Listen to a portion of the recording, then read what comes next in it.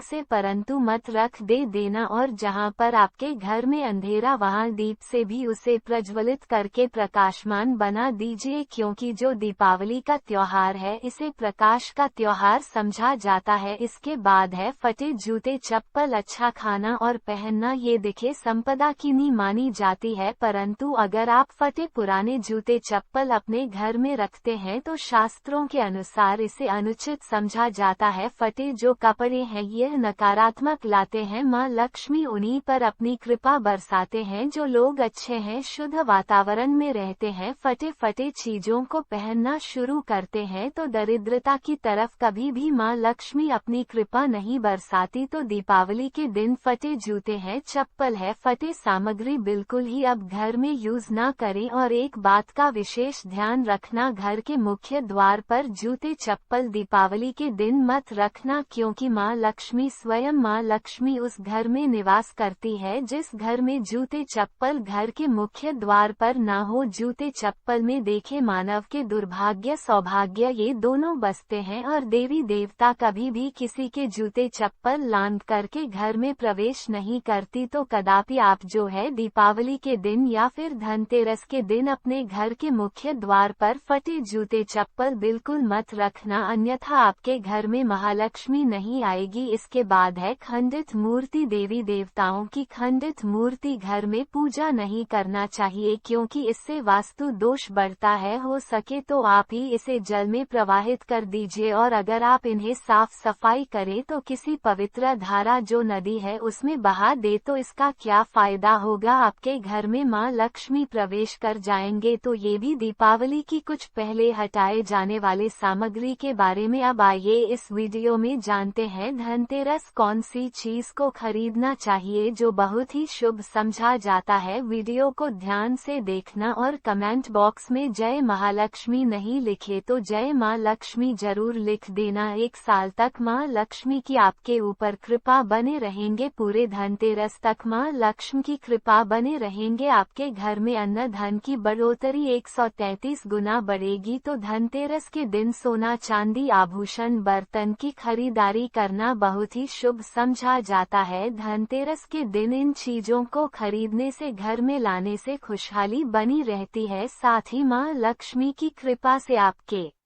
घर धन वैभव से बिल्कुल ही परिपूर्ण बने रहते हैं। अगर आप ये खरीदने में समर्थ नहीं है तो धनतेरस के दिन सोना चांदी के अलावा पीतल के बर्तन को भी जो आप खरीद करके अपने घर में ला सकते हैं। धनतेरस के सोना चांदी आभूषण नहीं खरीद पाते तो इस दिन पीतल की वस्तु खरीद करके ला सकते हैं, इसे भी माँ लक्ष्मी का स्वरूप समझा जाता है। धनतेरस के दिन चांदी का सिक्का खरीदना अत्यंत शुभ समझा जाता है, मंगलकारी समझा जाता है। इस बात का विशेष ध्यान रखिएगा जो हमारे वीडियो को देखने दर्शक वीडियो को आधे बीच में छोड़कर मत जाना, अधूरे ज्ञान हमेशा खतरनाक साबित होते हैं। यहाँ पर अच्छे जानकारी आप सभी दर्शकों को मिलेंगे। तो धनतेरस को चांदी का सिक्का खरीदना अत्यंत शुभ समझा जाता है, मंगलकारी समझा जाता। 600 से लेकर के 700 में आपको चांदी के सिक्के मिल जाएंगे। इस दिन ऐसे चांदी के सिक्के खरीदने जिस पर माँ लक्ष्मी और भगवान गणेश जी का चित्र बना हो। दीपावली दिन सिक्के की पूजा करने के बाद अपनी तिजोरी में इस तरह के सिक्के को रख सकते हैं। ऐसा करने से घर में धन दौलत की कमी नहीं होती, ऐसा कहा जाता है। धनतेरस के दिन हो सके तो झाड़ू बिल्कुल ही खरीद करके लाना चाहिए, अत्यंत शुभ आता है। दर्शन हिंदू धर्म को माँ लक्ष्मी का स्वरूप समझा जाता है। देखिए जो झाड़ू है माँ लक्ष्मी का स्वरूप समझा जाता है, जो कचरे होता है इसे राहु का प्रतीक समझा जाता है। तो माँ लक्ष्मी कचरे रूपी राहु को घर से बाहर रहती है, अर्थात जो कचरे से गरीब और निर्धनता की श्रेणी दिए गए हैं। आप अपने घर में नए झाड़ू बिल्कुल ही खरीद करके आते हैं तो माँ लक्ष्मी का वास होता है। धनतेरस के दिन झाड़ू खरीदने से घर में सुख समृद्धि का आगमन होता है, साथ ही दरिद्रता दूर होती। आप माने या ना माने हमारे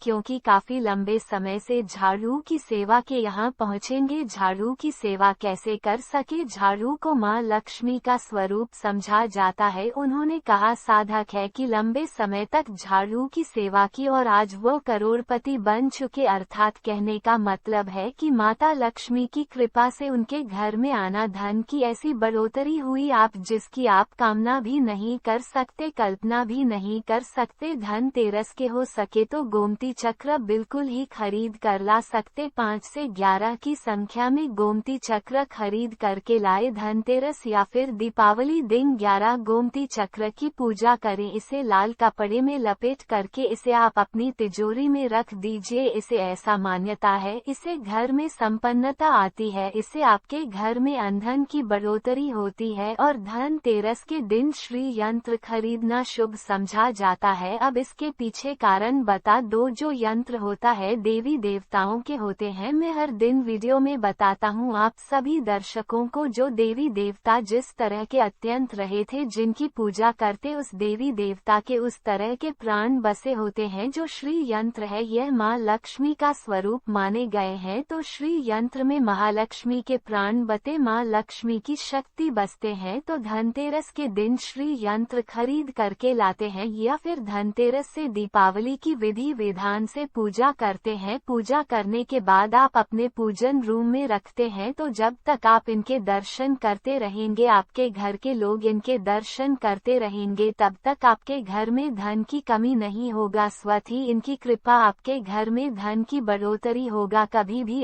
धन की कमी नहीं होगी। निरंतर इनकी ऊर्जा से, निरंतर इनकी कृपा से आपके घर में धन का प्रभाव होता रहेगा। सभी तरह के लौकिक और अलौकिक अब कुछ सुखों की प्राप्ति होगी। आइए इस वीडियो में विस्तार से बता दूं। इस वीडियो को देखने के बाद आपको अन्य वीडियो देखने की जरूरत नहीं है। तो पौराणिक शास्त्र के अनुसार दीपावली पर्व के पावन दिनों में हर मानव को ब्रह्म मुहूर्त में उठकर स्नान करना चाहिए, क्योंकि जो मानव दीपावली के दिन अधिक देर तक सोते हैं उन्हें माँ लक्ष्मी बिल्कुल ही, उनसे महालक्ष्मी हमेशा से नाराज रहती है, उनसे महालक्ष्मी हमेशा रुष्ट रहती है। दीपावली की सुबह देर तक ना उठना, क्योंकि यह जो दिन होता है लक्ष्मी हासिल करने का समय होता है। इस दिन अगर आप देर से उठेंगे तो माँ लक्ष्मी की कृपा से वंचित रह जाएंगे। अब आपको धनवान बनना है, गुणवान बने हैं, सौभाग्यवती बनना है, हर तरह के सुखों को है, तो इस दिन जल्दी उठे, क्योंकि जो मानव समय के साथ चलते समय उन्हीं का साथ देता है। तो बिल्कुल ही आप समय के साथ में चले और दीपावली दिन विशेष रूप से अपने माता पिता और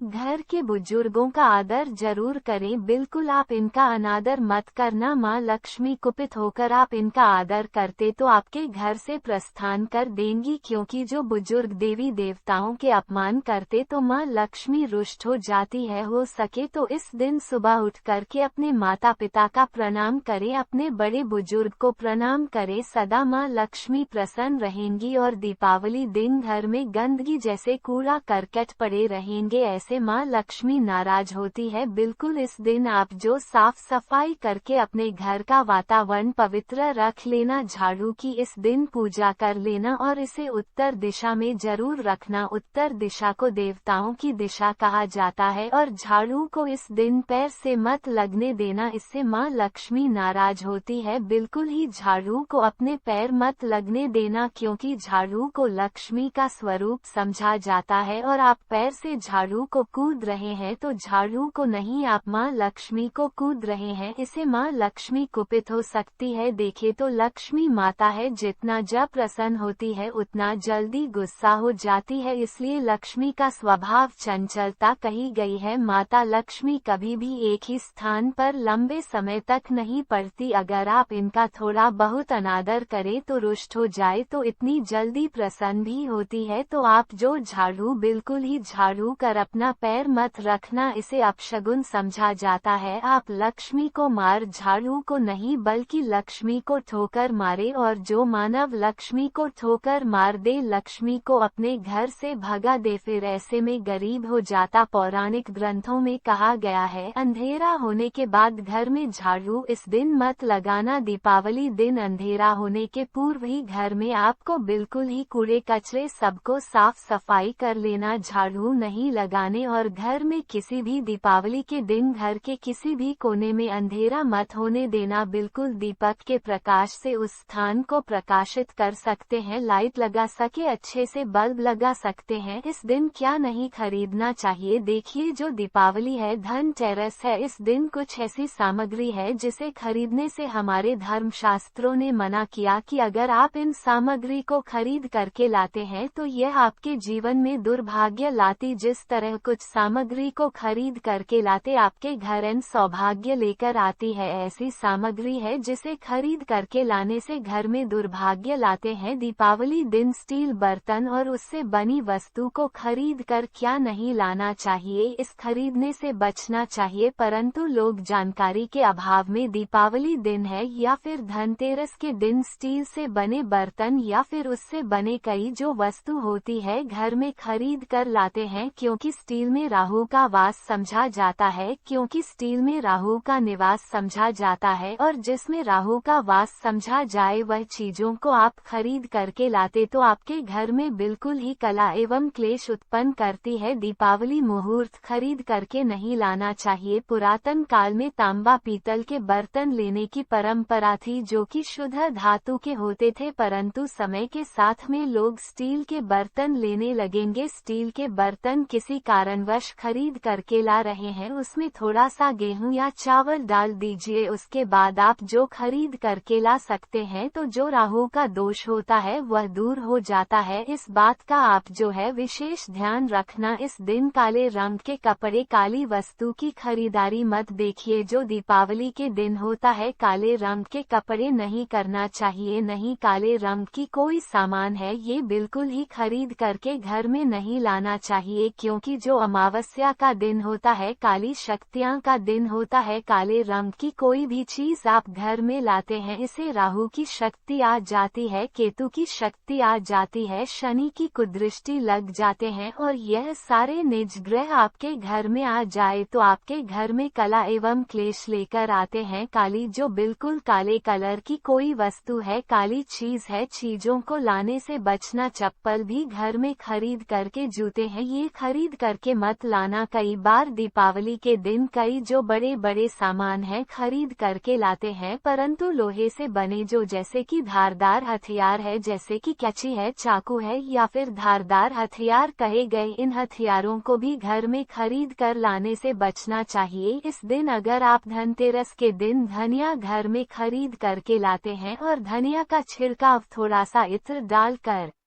के रात्रिकालीन 8:30 के बाद में अगर आप अपने घर में पूरे माता लक्ष्मी का ध्यान करते हुए, बीज मंत्र है श्री महालक्ष्मी का ध्यान करते हुए थोड़ा सा इत्र कौन सा यूज करना है वह भी बता दूं। गुलाब की जो इत्र होती है यह महालक्ष्मी बहुत प्रसन्न होती है, तो गुलाब की तरह का थोड़ा सा बंद इत्र डाल करके घर में थोड़ा सा छींटा मारते हैं तो पूरे घर आप साल भर तक आपके घर में धन की कमी कभी भी नहीं होगी, आपके घर अन्य धन से भरे रहेंगे। बाद में इस धनिया को आप किसी भूमि में जाकर क्या आप इसे लगा सकते हैं, खुदाई करने के आप लगा सके। जैसे जैसे धनिया में वृद्धि होते रहेंगे, जैसे जैसे धनिया में पेड़ पौधे उगाए वैसे वैसे आपकी उन्नति शुरू कर सकते हैं। बाद में आप इसे अपने खाने में उपयोग जरूर कर सकते हैं। अगर आप भी अपना अध्यात्म उन्नति करना चाहते